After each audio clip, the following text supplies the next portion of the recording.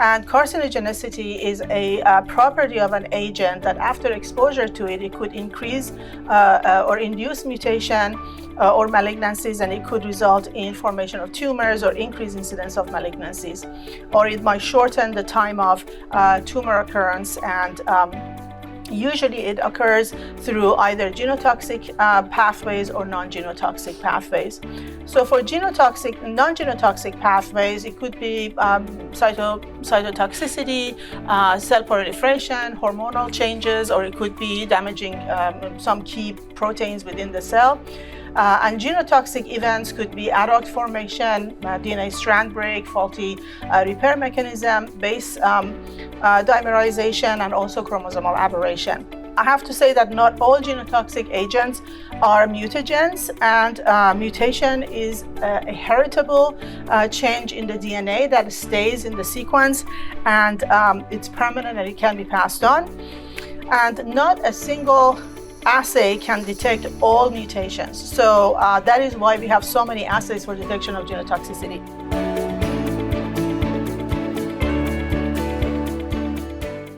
Hello, everyone, and welcome to the Emery Pharma Speaker Series. My name is Janet Liu, the Director of Biology here at Emery Pharma.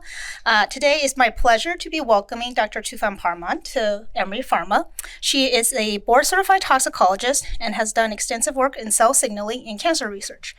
She completed her master's in physical organic chemistry, followed by her Ph.D. in Pharmaceutical Sciences and Toxicology at University of Toronto in Canada. She later worked as a post-doctoral fellow at the NIH National Cancer Institute, the University of Arizona, and Stanford University School of Medicine, where she focused on studying cancer cells and GPCR and cell signaling. Afterwards, she spent over 15 years at SRI International, where she led several departments, including being a senior director of toxicology and immunology. She is currently the senior director of non-clinical safety evaluation at Sangamo Therapeutics, a biotechnology company that focuses on cell and gene therapies. We're excited to welcome here today, and we look forward to your talk. Thank you so much for being here to listen to this presentation, and thank you, Ron, for inviting me to give this presentation to you today. And the topic of my presentation is genetic toxicology and carcinogenicity. What do we need and when do we need it? I want to try to wrap this up in 45 minutes, might go over a little bit. Just a quick disclaimer that I'm an employee of Sangamo Therapeutics. I acknowledge John Marsalis here. Dr. Marsalis is the Vice President of Translational Development at SRI International. And I'd like to thank him for significant contribution to and input on this particular presentation for the genetic toxicology section, and providing several of the images that I have in this presentation for various assays. So I'm going to walk you through the outline first. First, I give you an introduction, then talk about genetic toxicology assessment, timing, and regulatory recommendations. And then I'll walk you through various assessments for mutagenicity and genetic toxicology, followed by genotoxicity relevancy to carcinogenicity, and then carcinogenicity assessment, timeline, and recommendations. I will continue with carcinogenicity study designs and case studies, and finally give you a summary. So what is genotoxicity? It is defined essentially as the effect of chemicals and physical agents on the genomic portion of the cell, particularly DNA, that would impact the integrity of the DNA. And carcinogenicity is a property of an agent that after exposure to it, it could increase or induce mutation or malignancies, and it could result in formation of tumors or increased incidence of malignancies. Or it might shorten the time of tumor occurrence, and usually it occurs through either genotoxic pathways or non-genotoxic pathways. So for genotoxic, non-genotoxic pathways, it could be cytotoxicity, cell proliferation, hormonal changes, or it could be damaging some key proteins within the cell. And genotoxic events could be adduct formation, DNA strand break, faulty repair mechanism, base dimerization, and also chromosomal aberration. I have to say that not all genotoxic agents are mutagens, and mutation is a heritable change in the DNA that stays in the sequence, and it's permanent and it can be passed on. And not a single assay can detect all mutations. So that is why we have so many assays for detection of genotoxicity. In terms of timing of when to conduct genotoxicity assays, you can start right from the screening of your process during the drug development. During the time of lead compound selection, you can use quantitative structure-activity relationship or high-throughput screening in order to knock out some of the compounds that are potentially genotoxic and may not be suitable to move forward. Then once you move your lead compounds forward, you have in the non-clinical development prior to IND submission, you would need to do a GLP in vitro mutagenicity assay and chromosomal aberration in mammalian cell lines. And then some people prefer to do their micronucleus assessment in vivo before IND, but you don't have to. You can do that prior to phase 1. However, by the end of phase 1, your micronucleus assay should be completed as well. And then finally, you have to complete any additional bioassays that is required before submission of the NDA, which is the new drug application, in order to get approval. With respect to drug discovery and when you do genotoxicity assay, you probably want to start with an Ames assay, and you want to make sure you continue doing high throughput Ames assay until you are confident that there are no structural alerts. And some of those structural alerts are here, but most chemists no longer use these structures in the compounds. But every now and then you might find one. And then the other option is to utilize in silico procedure predictions, such as quantitative SAR, or you can use AI, which is now large, and everybody nowadays use artificial intelligence. Here, during this time, you want to kill early and kill often. You don't want to carry something that has potential alert past the development. Because it's expensive. Development is expensive. So now, in terms of modality and entity, what do you need for these types of entities? I'm going to walk you through some of these entities. If you have a small molecule and it is planned to be a single dose in clinic, you need to do an Ames assay before phase 1, and then you finish the rest of the panel before phase 2. If you have a small molecule that has multiple dose, is planned to be multiple dose in clinic, then you need to do both Ames and mammalian cell assays before phase 1, and then you will have to complete the rest of the panel by phase 2. And the next thing is that for anti-cancer drug, you don't need to do any full panel until the phase 3.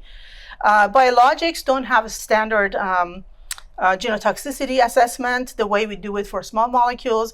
But if they have any concerns with biologics, for example, if the biologics is gene editing, then you probably need to do a genotoxicity assessment, but the current panel won't work. So there are specific genotoxicity assessment for biologics. And then for DNA reactive impurities, you don't have to do any assessment until phase 3.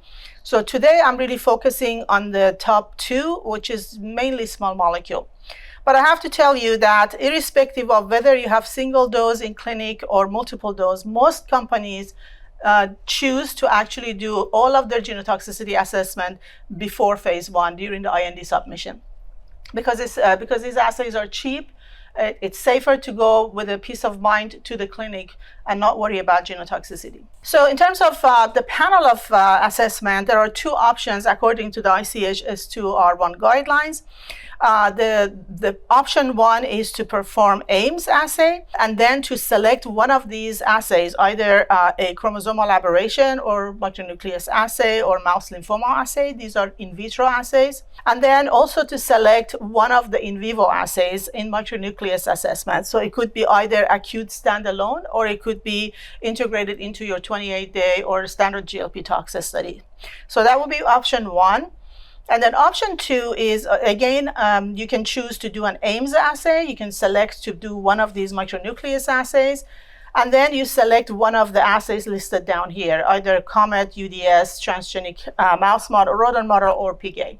But most companies, what is most favored by everyone, is to conduct option 1, item 1, so Ames, micronucleus in vitro, and micronucleus in vivo, particularly as part of the repeat dose toxicity assay. That's what most people do. If all of your assays are negative in genotoxicity assessment, then you potentially have a green light to go forward. There is no further assessment is needed. However, If it happens that your human metabolite is not there in the preclinical studies or preclinical model, if you see carcinogenicity that you cannot explain based on mutagenicity, or if you have a structural alert, if you have any of those, then you will have to do further assessment, even if everything else is negative. Now, if you have positive, so for example, if you have positive Ames, usually it's a rare event because most people eliminate those ahead of time. You could consider halting the development, but for Ames, if it's only in one strain, I wouldn't halt the development. However, if you have multiple, like for example, 5 of the strains are showing positive, then you may want to consider, do I want to keep moving this forward? So if you have another candidate, you might be able to move that one forward instead of the one that has Ames positivity. And then you have mammalian cell assay, which often you get positive results. They are prone to having false positive. If you do have a positive result in mammalian cell assays, these are in vitro assays, you have to really do additional studies to clarify clinical relevance. And then if there is a positivity in vivo assays, for example, in micronucleus in vivo, it's usually very rare, but if it occurs, you kill the program. Nobody will move forward with that. That's because, you could move forward if you wanted to. You could add additional studies, but bottom line is that eventually, after multiple studies, FDA may still not accept moving something with micronucleus positive forward. What do these assays measure? Mutagenesis is measured by Ames, mouse lymphoma assay or MLA, and transgenic rodent models. DNA damage or DNA repair is measured by direct measurement of adducts or covalent bindings, COMET assay or UDS. And cytogenetic or chromosomal aberrations are measured by chromosomal aberration in mammalian cells, chromosomal aberration in spermatozoa or in bone marrow or in rodent bone marrow assay. So I'm going to walk you now through each of these assays. In terms of Ames assay, first a concept that these assays are conducted in 5 bacteria strain. 4 of them are Salmonella strain and 1 is an E. coli strain. And these bacteria are essentially engineered to have a mutation in the histidine operon. And this mutation essentially results in formation of an enzyme that is mutated. And this enzyme cannot convert histidinol or any of the other histidine precursors to histidine. Now, if a mutagen comes along and interacts with this bacteria and eventually remove this existing mutation and fix it, we call this reverse mutation, then this enzyme becomes active because it's no longer mutated and it can now convert histidinol to histidine. So therefore, these bacteria, before they are mutated, they cannot live in an environment that doesn't have histidine. They have to have histidine to grow. So how do you run the assay? You essentially incubate Salmonella bacteria, whichever bacteria you want to use, in a test tube with a histidine-containing environment, and then you add rat liver microsome S9 fraction or human liver microsome S9 fraction, which have the metabolizing enzymes in it. Then you split this into multiple containers. One can be your vehicle control. Another, for example, can be your test compound, what you're going to measure and test. And you always include a positive compound here to evaluate functionality of your assay. So then you plate these in a minimal histidine containing plates. Of course, they should not be able to survive, but you have natural, and you incubate them for a while. There are some natural revertants that occur. So here in the vehicle control here, for example, you are seeing natural revertants that exist. And then if you look at your test compound, you can see that you have significantly more revertants than the control group.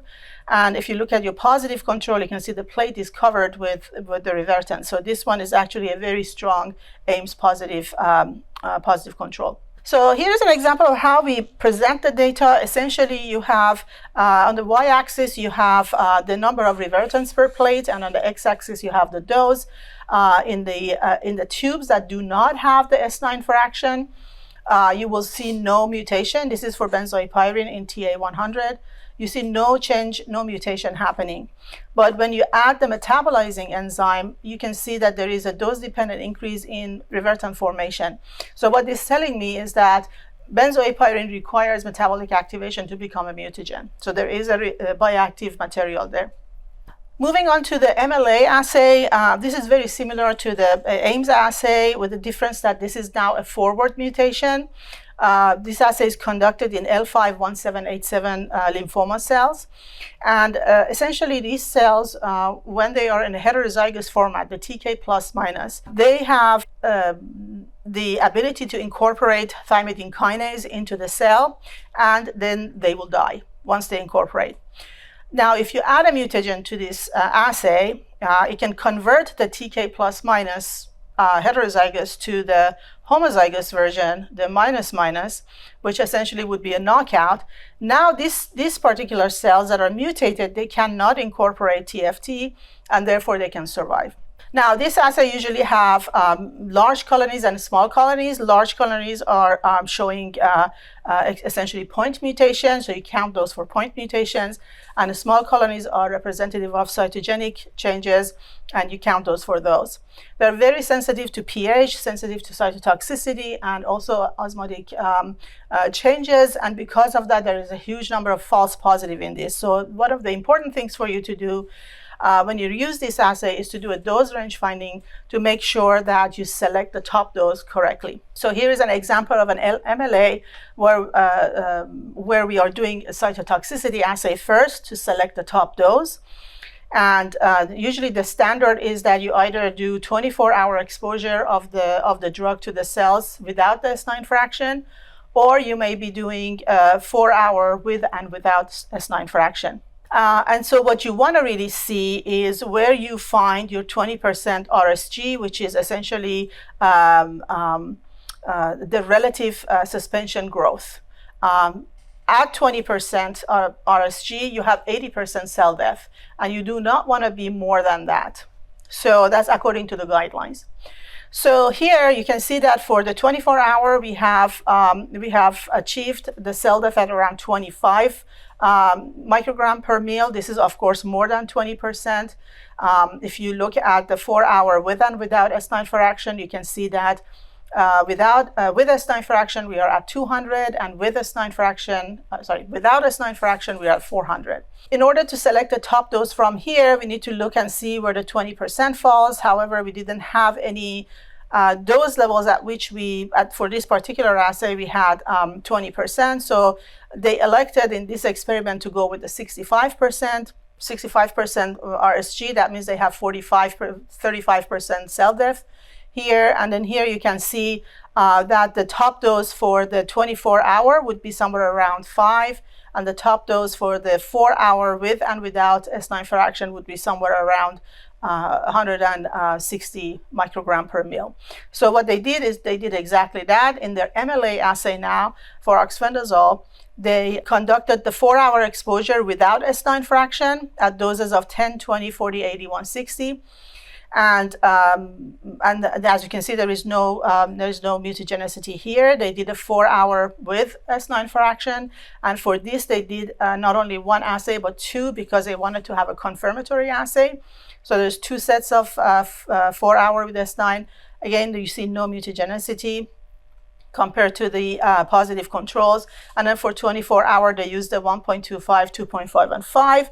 And here you can see that, again, they have no mutagenicity. So oxfendazole is not mutagenic in this assay. As I mentioned earlier, there is high incidence of false positive in this particular assay. Around 2006, Peter Gasper presented to the EMA subject matter expert meeting a set of data that showed percentage of mammalian cell studies submitted to German authorities, German regulatory authorities between 1995 and 2005. And they looked at 804 studies, 596 compounds, and all of these studies were divided into three. Either they were MLA, human lymphocytes, or Chinese hamster cells. Of these 804 studies, 219 of them were positive. That's 27%, and they were divided to pretty much 9% of MLA, 9% of Chinese hamster, and 9% of positive human lymphocytes. So this is a pretty huge positive rate of positivity, and that resulted in elimination of 181 compounds. That's 30% of all the compounds evaluated got eliminated. So you have to be careful not to have these false positives. And how can you avoid that? You can avoid it by not exceeding the recommended top concentrations of 1 millimolar. Evaluate your cytotoxicity, select the top dose correctly, make sure it's no more than 20% RSG or 80% cell death. Do not test in the precipitating range because you're not going to get accurate reading. And then use appropriate target cells. Most people use p53 deficient cells, which are essentially mouse lymphoma and Chinese hamster cell lines. They're okay, but you could have more false positive there. The best cell lines are human lymphocytes and human lymphoblastoid cells. So moving on to the Big Blue assay. For this assay, I'm going to walk you first through how the mouse itself operates before I tell you how this experiment is conducted. So these mice are transgenic mice, and in the normal state, they have a LAC-Z and LAC-I gene. The LAC-I gene, when it's expressed, it actually produces a protein that sits on LAC-Z and prevents LAC-Z from producing beta-galactosidase. So it doesn't work. So then, if a mutagen comes along and mutate the LAC-I, then this protein is no longer made to prevent LAC-Z from producing beta-galactosidase, and so therefore it can produce it. And then you would be able to visualize those colonies that have beta-galactosidase using XGAL. Now here, if you treat the mouse with a mutagen and observe it for 28 days, you can collect various tissues. And the good news about this is that you can actually look at each tissue separately. This is the only assay that you can use to look at tissue-specific mutagenicity. So you can collect your tissues, extract DNA, put it in a phage, and then infect the E. coli, plate it, and then incubate it for a while and look out for the colonies that express beta-galactosidase. When you incubate that with XGAL, you can see these little blue colonies that are formed here. And your mutation frequency is essentially a number of blue plaques divided by total number of plaques that you have. So here's an example of mutation induced in mouse liver. We're looking at MMS, which is methyl methanosulfate, and dimethylnitrosamine here. The way the experiment was conducted is that mice were treated as a single dose injection of one of these compounds, MMS at 20 milligram per kilogram or DMN at 2 milligram per kilogram.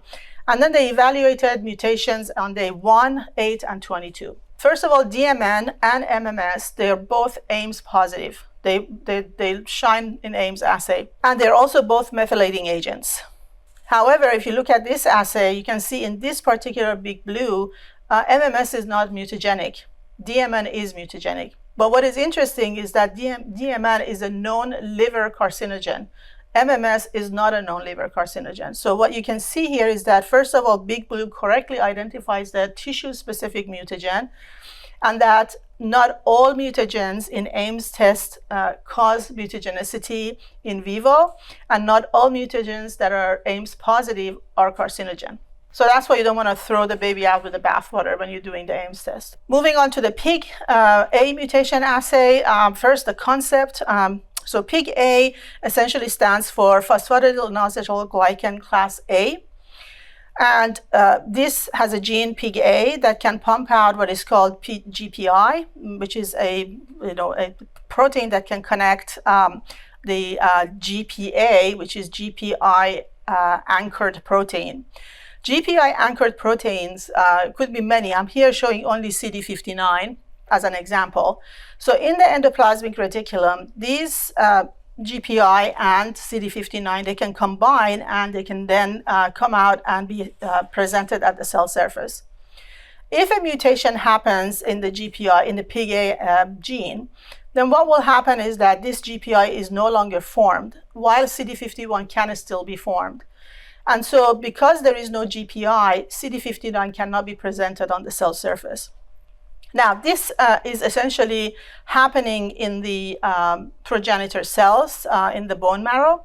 So these progenitor cells, whether they're normal or abnormal, they will then cross from the bone marrow into the peripheral bloodstream.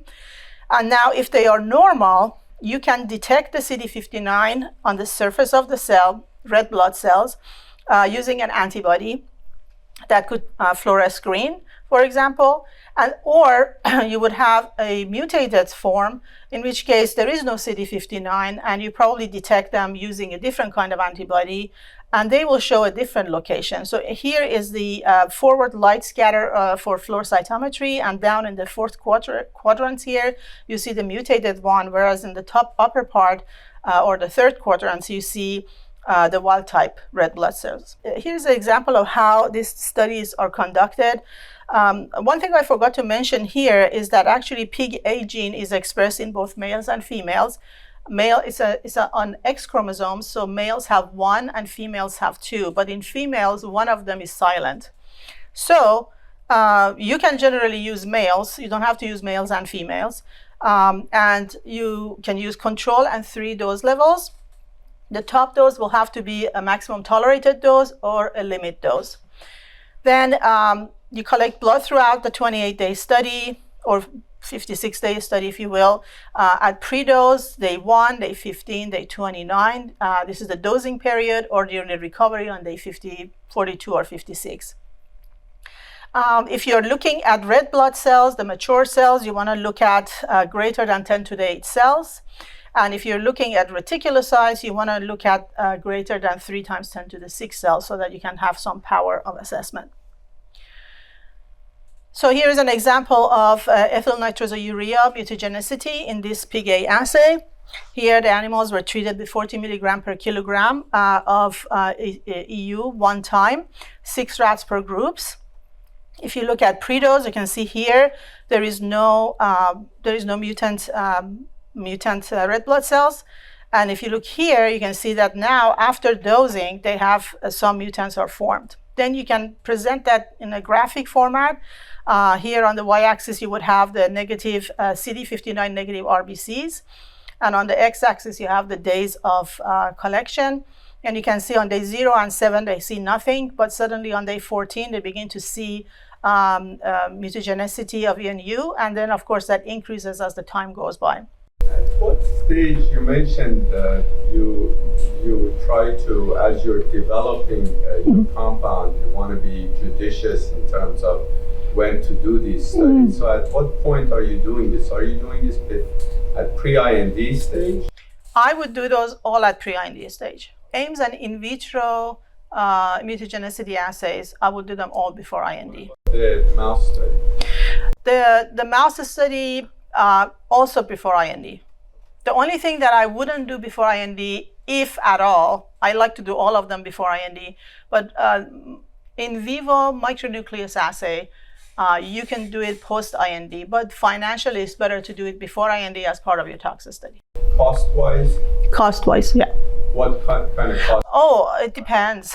It depends on what you're doing. But usually these studies are not that costly. We're talking about somewhere between, on early stage, if you do high throughput, they're, 20, 30, 40,000. If you get to the later stage, if you have to do them GLP, then you're looking at, $100 to $200,000. With the micronucleus, in vivo micronucleus assay, if you do it as part of your toxic study, it's a lot cheaper because the animals are already paid for through that. And those studies are usually very costly otherwise. Yeah. For the antibacterial, which is the best assay for the antibacterial compound? Well, for antibacterial compounds, it depends if you can get it solubilized. So if you can get it solubilized, I would say you definitely have to do, let's say, an AIMS assay. You probably have to do the panel of AIMS. Although actually it depends on what you use it for. It depends on what you use it for. If it is short-term use of antibiotics, not long-term, then you probably don't have to do that before IND. But in the end, if you have to do it, you have to be able to make sure it's solubilized. And all of these are cell-based assays are not solubilized I mean, it's hard to solubilize into the aqueous form. Which one is better? Doesn't really matter. Some of the antibacterial, they show the false positive, They do sometimes. It depends on what assay you use. I would say stick with the option 1, which is the Ames assay, the micronucleus in vitro, and then a micronucleus in vivo. I would do those instead of any of the other ones. But again, you have to figure out if it goes into solution. COMET assay. So with COMET assay, this is the measure of DNA strand break. It's a single gel electrophoresis that you conduct, and it's very simple assay. You essentially put your material into your cells into a tube. You add a mutagen or your Carcinogen or whatever into the tube. And if it causes any kind of DNA damage, then when you run the assay on a gel electrophoresis, you're going to have this comet forming DNA. Essentially what happens is that the head of the DNA moves forward and any DNA break will show as a tail of the comet. This assay is actually no longer, it's being used, but it's not frequently used. The reason is that it's being used is sometimes it's inexpensive, it's sensitive, and it can work. But it's very prone to cytotoxicity, and so a lot of people prefer not to use it at this time. So I'm not going to give too much details on this one. Moving on to the UDS assay, the unscheduled DNA synthesis assay, it's very simple. Mutagen, carcinogen can interact with the DNA and form the adducts, and you guys are all very familiar with these adducts. During the excision repair process, the excision endonucleases will cut out these adducts that are connected to DNA, and now you have this disjointed DNA. And then during the repair process, if you have a treated thymidine, it can go into this DNA and repair the DNA with the repair enzymes, and now you have DNA that has treated thymidine in it. And you can measure that by evaluating how much thymidine you have incorporated into the DNA. In terms of the assay, it's very simple. There is in vivo and in vitro assay. I'm going to walk you through the in vivo. The in vitro is very similar. So in the in vivo assay, you expose the mouse to the carcinogen or mutagen, and then you collect the hepatocytes after perfusion of the animals. You put the hepatocytes on the slides, and then take the slides and incubate it with the treated thymidine. Then the cells are washed out, the cover slip is put back on, and you insert that into an emulsion that would then eventually shows or highlights the cells that are granulated. And the cells that are granulated are cells that are damaged. In terms of the in vivo assay, it's the same thing, except that you buy the hepatocytes that are normal and healthy, and then you incubate it with the mutagen and the treated thymidine. You wash it, you put it into this emulsion to highlight the cells, and then you look and count the cells that are affected. So here is an image of a normal control that has all the cells in kind of like a circular, nice shape format. And then here is a dimethyl nitrosamine exposed cells. As you can see, these cells are all granulated. So these are all affected cells. So that means this drug is a mutagen, or it damages DNA, it forms adducts. Chromosomal aberration assay is another assay that essentially directs assessment of the ability of the compound to damage chromosomes. It's typically conducted in CHO cells and sometimes in human lymphocytes or some other cells. The exposures are usually 3 to 4 hours with and without S9 fractions, or 21 or 24 hours with without S9 fraction. And then it measures essentially structural changes in the chromosome, whether it's break, whether it's translocation, polyploidy, or whatever that it could cause. It can also be done in bone marrow cells. It is also losing popularity because this is very subjective. It's very hard to train someone to be able to detect these chromosomal aberrations. It takes forever to measure it because it's someone with a great eye can measure 50 cells at a time. So you can imagine if you have to go through stacks of slides, it would take forever. There's a lot of false positive, and the in vivo assay, if you actually have to do this in vivo, is horrendously expensive. We're talking about millions. And here is an example of the exchange that you can see here, or a chromosomal break here that you can see for some compounds. How does micronucleus assay work? So micronucleus assay is actually very simple. If you have a normal cell and expose it to a drug that could cause DNA damage or chromosomal damage, during the cell division, Usually the chromosomes split and go to two different cells. Sometimes the chromosomes don't do that. They either break or they form these anaphase bridge, or they might just have a kind of a chromosome stranded somewhere. Then what happens is when the cell divides, one cell will have the normal nucleus, and then another cell will end up with a normal nucleus plus a micronucleus that contains these broken pieces of chromosome. So this is this concept of micronucleus assessment. How do you do that experiment? Essentially, you dose the animals with a potential drug. You observe them for 28 days or something like that. Then you collect bone marrow, put the bone marrow on a slide, stain it with acridine orange, and then visualize it under microscope. Usually you're looking at RBCs or reticulocytes. You measure both.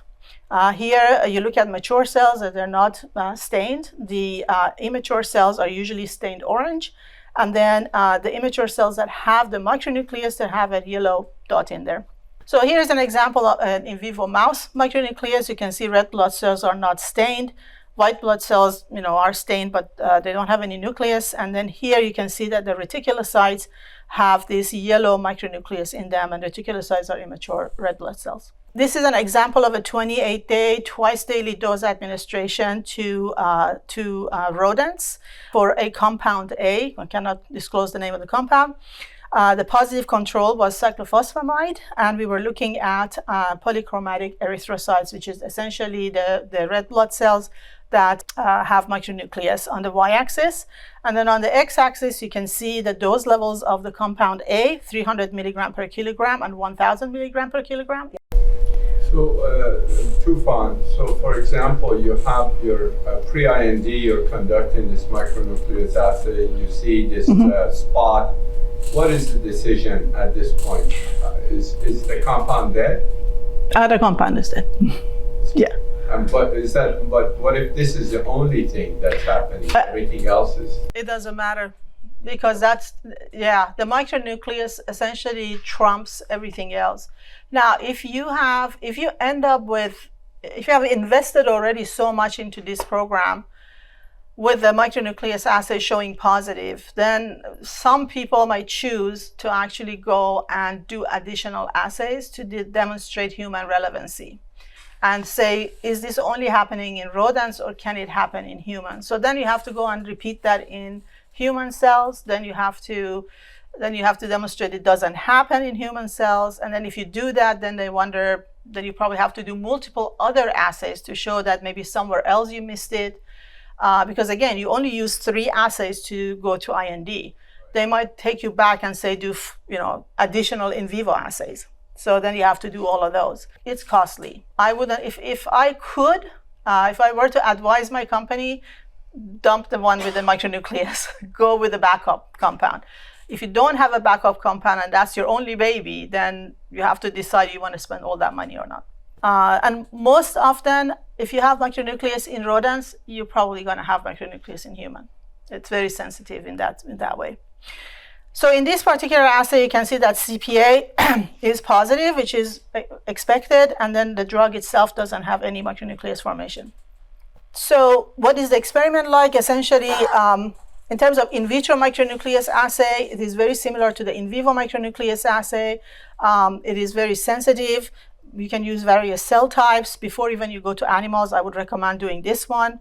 The top dose is 1 milligram per ml, 3 dose levels. You grow the cells to about 1.5 to 2 normal cell cycles, and then you expose them the standard way, 3 to 6 hours with and without S9 fraction, and 24 hours with S9, without S9.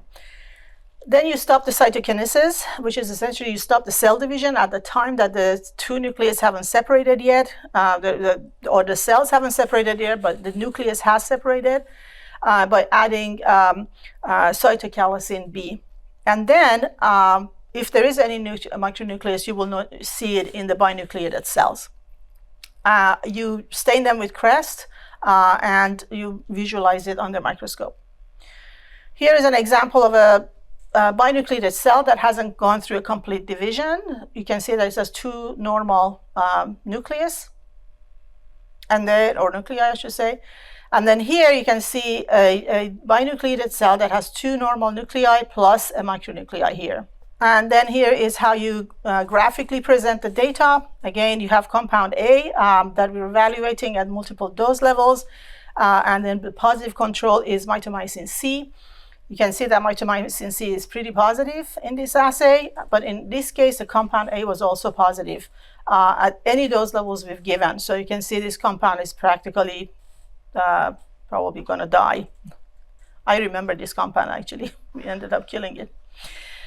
Toufan, Yeah. in vitro and in vivo, you use a different standard? Different standard. Standard?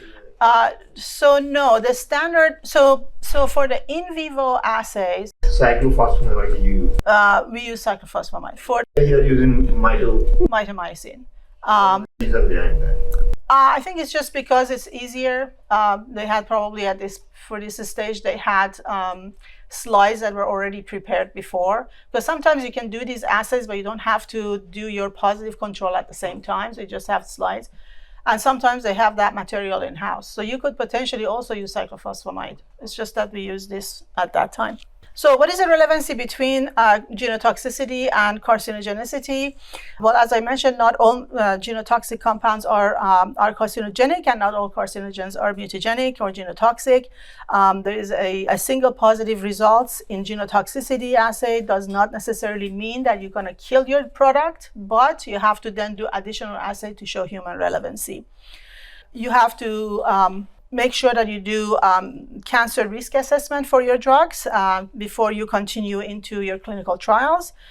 There is a guideline on how to assess cancer risk, and that guideline was put together recently by FDA because they wanted to help reduce the development timeline, reduce the animal use, and also to have a better understanding of the carcinogenicity in animals before they go into patients for phase 1. Okay, so, sorry, not phase 1, phase 3. So what considerations are you going to have for carcinogenicity assessment? I'm not going to go through this entire table because we're probably going to run out of time. But I'm going to tell you that you have to make sure that you have the cause for concern factors evaluated. You're going to make sure that your product class, if it has carcinogenic potential, you're going to look at that. You're going to make sure that there is no evidence of, for example, hyperplasia in your assays. If you have any of those, then you will have to do carcinogenicity study. Drugs that are used for long-term and you have had unequivocal genotoxicity, you have to use carcinogenicity studies. Drugs that are used for treatment of certain serious life-threatening disease, such as Ebola, Zika, or anything that is life-threatening cancer, you don't have to do carcinogenicity study before you go to phase to IND or even to phase 3 sometimes. Drugs that are used for lifetime of the patient, such as HIV, those you have to do carcinogenicity study, and drugs that are used frequently but in an intermittent fashion. For example, you might take, a drug every 6 weeks for the rest of your life. So then that drug, for that you have to do a carcinogenicity assessment. And then drugs that are used infrequently, such as antibiotics or anesthetics or imaging agents, they don't need carcinogenicity study. Question.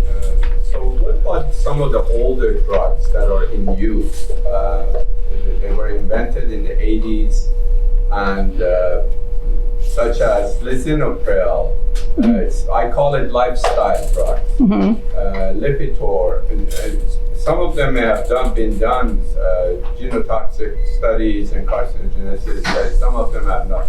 Are we going back to do those things? What's the guidance from the FDA? So no, they're not going back to do those because for those drugs, you have already patient populations that have a lot of information for, and they can go back to the epidemiology of those drugs and look and see if there was an incidence of increase in cancer formation. Then they would decide how to advise the patients who are taking these. So if, for example, if you put aspirin into some of these assays, it probably shows positive. So they're not going to take it off the market. But what they're going to do is they're going to look at the population and see if there is any issues. If there is a major issue that they see, if they see increase in incidence of carcinogenicity in the population who's taking, for example, Lipitor, then they're going to recall and start looking at it. Very similar to some of the things that you guys have done, like the metformin, for example, that had the nitrosamine, or some of the or the ones that you were looking at, Zantac, that had it. So if they see that, then, or if there is a reason for a cause to evaluate. So for example, again, with nitrosamine, you saw a lot of compounds ended up having it, a lot of drugs ended up having it so they had to go back and look at those. Again, they don't take them off the market. Metformin is still in the market, but they're going to look at the process and see what can they do in the manufacturing process to change it. I don't know if I answered that question. In terms of carcinogenicity assessment and timing, you really do the carcinogenicity, 2-year carcinogenicity studies on phase 2. And for some drugs, you could do it after approval, but for most drugs, you do it before new drug application to get it ready for approval. And then the regulatory requirement for doing carcinogenicity studies in the United States is to actually go through FDA process that is called Special Protocol Assessment. And so you essentially interact with FDA through this to gain approval from what is called the Executive Carcinogenicity Assessment Committee, or ECAC, in order to determine what dose levels you have to use, how many number of animals you have to use, whether the design of your study is accurate. So FDA will participate in that. You cannot start your carcinogenicity studies without FDA reviewing all of these documents. And usually FDA SPA assessment is not just for carcinogenicity, it's for many other things that requires going to patients and for approval. So carcinogenicity is one of them. These studies are 2 years long, plus the fact that you have to do a reporting process that would take about a year for these studies. So you really have to start this at the beginning of your phase 1 so that 3 years later you have the results to submit. Now, what will happen during this carcinogenicity and weight of evidence assessment? Essentially, FDA expects that you take all of your data, the entirety of your data, and you evaluate it, and you conduct this integrated analysis of weight of evidence. Once you do that, then you fall into potentially 3 buckets, one of the 3 buckets. You could fall on the bucket, for example, that's shown here as carcinogenic potential in human is likely. If you have that, then what you want to do, if your data shows that it is possible that it's going to be carcinogen, you want to tell FDA there is no point for me to do this 2-year expensive rat study. We know already it's carcinogen, put on the label. You might fall into the second category, which is the carcinogenic potential in human is unlikely, in which case you argue with FDA you don't want to do the 2-year carcinogenicity study because it's unlikely to be carcinogenic. FDA, however, might ask you to do a mouse carcinogenicity study in transgenic mice, but you might be able to also avert that if you have the proper evidence, and I'll get to that later. Or you might say, okay, I looked at the data and the carcinogenic potential in human is uncertain, in which case you have no choice but doing the 2-year carcinogenicity study in both rodents, in both rats and mice. Now, what do you need for your carcinogenicity assessment in terms of weight of evidence? This table gives you, all the documentation that you need to put into this package. I'm not going to go through every one of them, but just know that there are 7 categories: the data from your pharmacology, the data on your class of compounds and class effects, data from secondary pharmacology, histopathology data from your animal studies. You need to include evidence of any hormonal changes that could occur in these animals. And then, of course, genetic toxicology studies, whether they were equivocal or unequivocal, and then evidence of immune modulation, whether you cause any kind of immune system effect. And then plus that, any additional mechanistic studies that you've done, you want to incorporate into this weight of evidence assessment. Then what FDA does is that they're going to take all of these and they're going to look at this and say, let's see in what spectrum you fall. Are you going to fall on the side that you have to do the 2-year carcinogenicity study, or to the side that you don't have to do the carcinogenicity study? And the way they look at that is by looking at these 5 parameters. So they're going to say, okay, well, let's look at the target biology. If you have poorly characterized biologic pathways and you don't know exactly your class effect, you're more likely to fall on this category. If you have secondary pharmacology that shows there is an off-target activity somewhere that could potentially lead to some sort of toxicity, you will fall on the left side. If you have, in terms of histopathology of chronic studies, if in your chronic studies you suddenly have liver hyperplasia, then you fall on the left side. If you have hormonal effects, for example, you're changing some endocrine pathways, you go on the left side. Genotoxicity, if you have positive genotoxicity or genotoxicity of which you are uncertain, you don't know whether it's relevant to human or not, you will be on a more likely doing the 2-year toxicology study. And then if you impact the immune system, as I mentioned, you will end up doing this. If you don't have any of these and everything is solid on your rate of assessment, you fall on the less likely to do it. I don't know how I'm doing on time. So let me walk you through the carcinogenicity cases study. I want to try to wrap this up as quickly as I can. Essentially, this is an example that you can actually find in the guidelines. Is an example for a drug that is an antagonist of a neuronal G protein coupled receptors. And here the investigators, in terms of target biology, they've shown that there is a predominant receptor expression in the brain. And they have demonstrated that this results in decrease in ACTH, which is the pharmacology of the drug. And that they have shown for compounds that are like this compound, that they've done previously 2-year rat studies, there was no carcinogenic effect. So in terms of target, there is no leading to carcinogenicity. In terms of their secondary pharmacology, they've shown that there is an antagonistic effect of this drug on another receptor, but it happens at really large doses. And the pharmacology of the off-target is not associated with tumorigenesis. And they've also shown that in the 2-year rat carcinogenicity studies for other compounds similar to this, that they see what is called the cell adenoma carcinoma with increase in thyroid hormones. Now, this is very standard carcinogenicity that is observed in rodents. So this is not related to the pharmacology of the drug or even off-target. This happens in rodents naturally. So this is not an issue here. So then they looked at the histopathology of the chronic studies. In their chronic studies, they saw no carcinogenicity. They did see some increase in liver size or liver hypertrophy, which essentially means that they're activating liver enzymes. They saw some increase in thyroid follicular hypertrophy at very high doses. And they also saw some in the non-rodent study, they saw some hypertrophy of other organs that happens at much larger doses. So these exposure levels of high dose means that at the doses that are relevant therapeutically, there is no toxicity.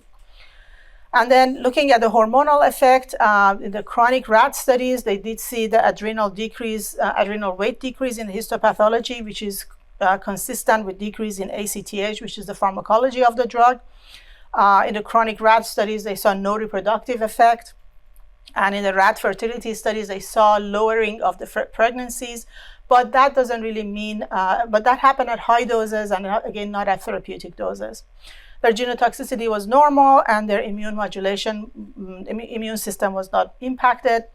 When they did additional investigations, they looked at cytochrome P450s. Again, they showed that there is an increase in the level of these or induction in these particular cytochrome P450s, CYP1A2 and CYP3A1.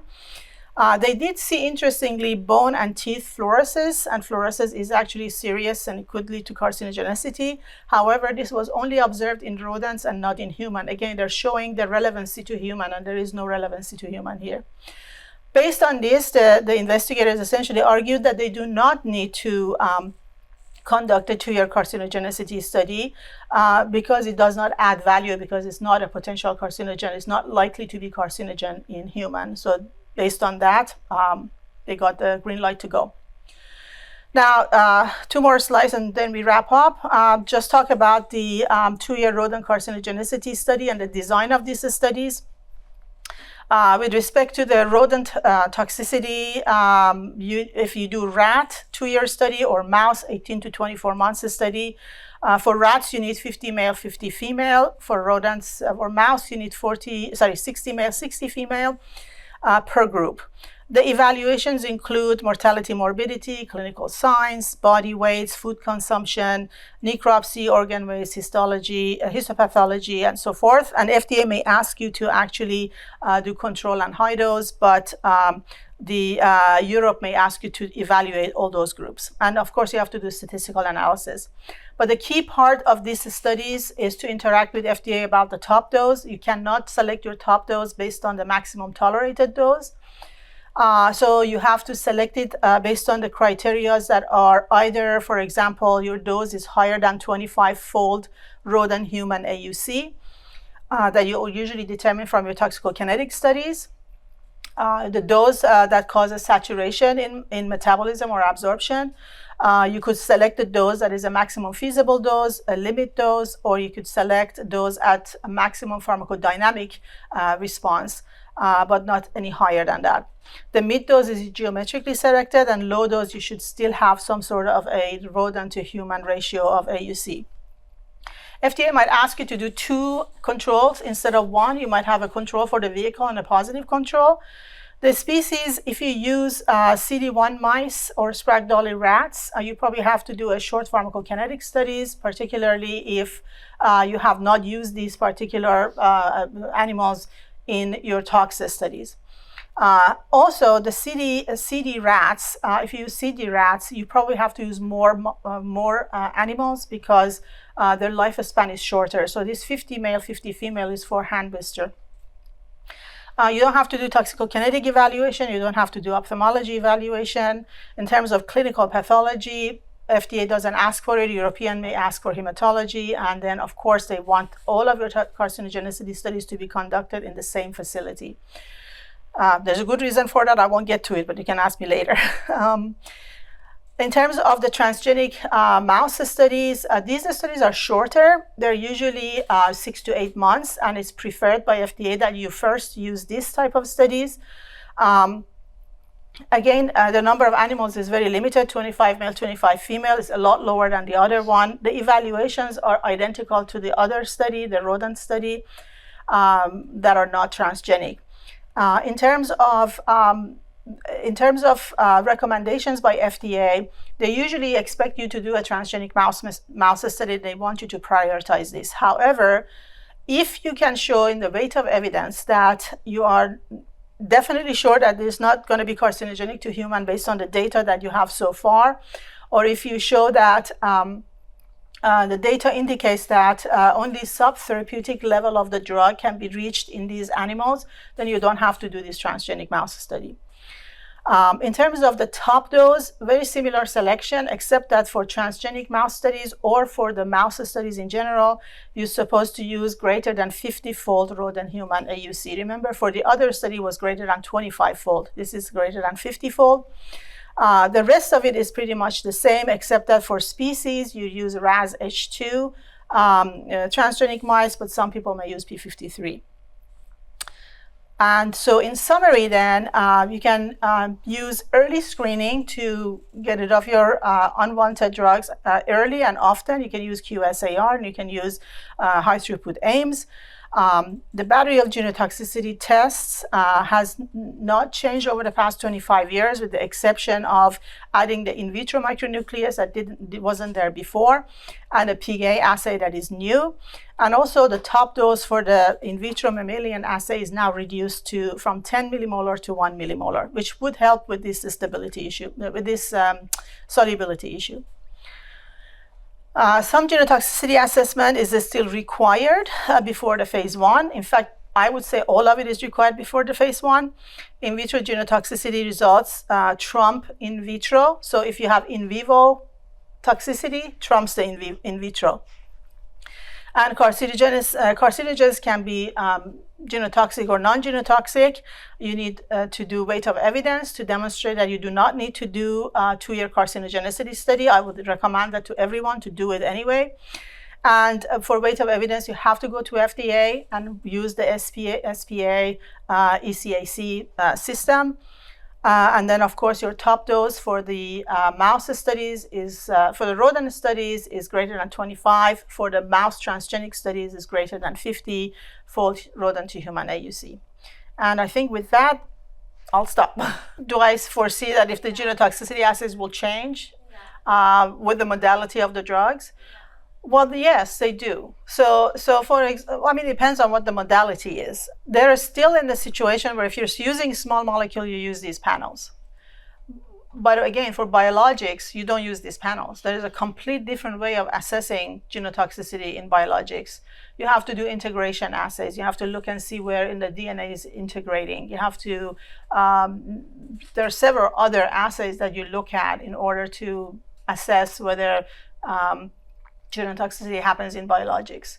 So biologics didn't exist when the small molecules existed, so they had to come up with new ones. But would these particular assays change? 25 years here later, we only had PGA added. It is possible that someone comes with a new technology that is better, faster, and easier to detect these genotoxicities.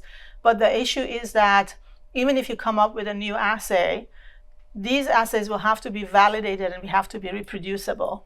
And so that's why they keep sticking to the same old assay, because they are reproducible. So if you come up with a new assay and show reproducibility, then that could become a new one if it's better than all the other ones. Toufan, there is a push to get rid of animals from doing these kinds of assessments. How are we doing with that? Is that possible? That's a $1 billion question. I tell everybody that in my lifetime, that's not possible. And probably in my children's lifetime. And I tell people the reason for that is in vitro systems don't have the entire organism, right? So when you take a drug, it goes through your liver, it gets metabolized, it goes to your kidney, it gets metabolized further in the kidney with different enzymes that don't exist in your liver.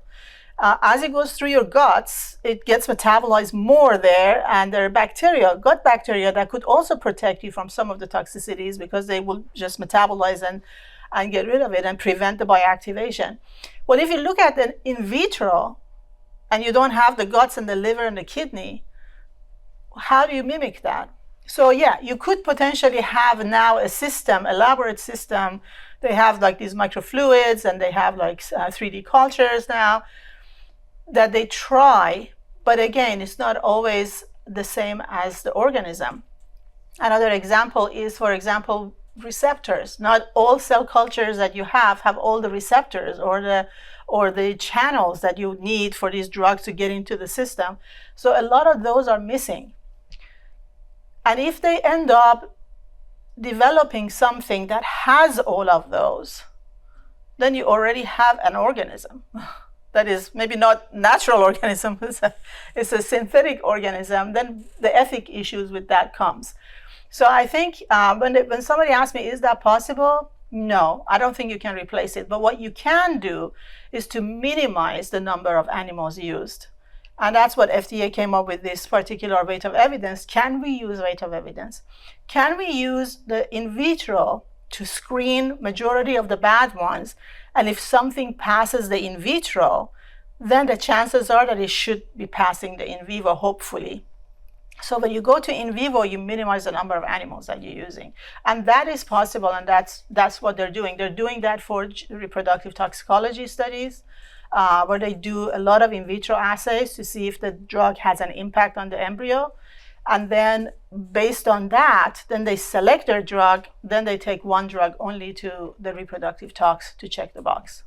I hope that answers your question.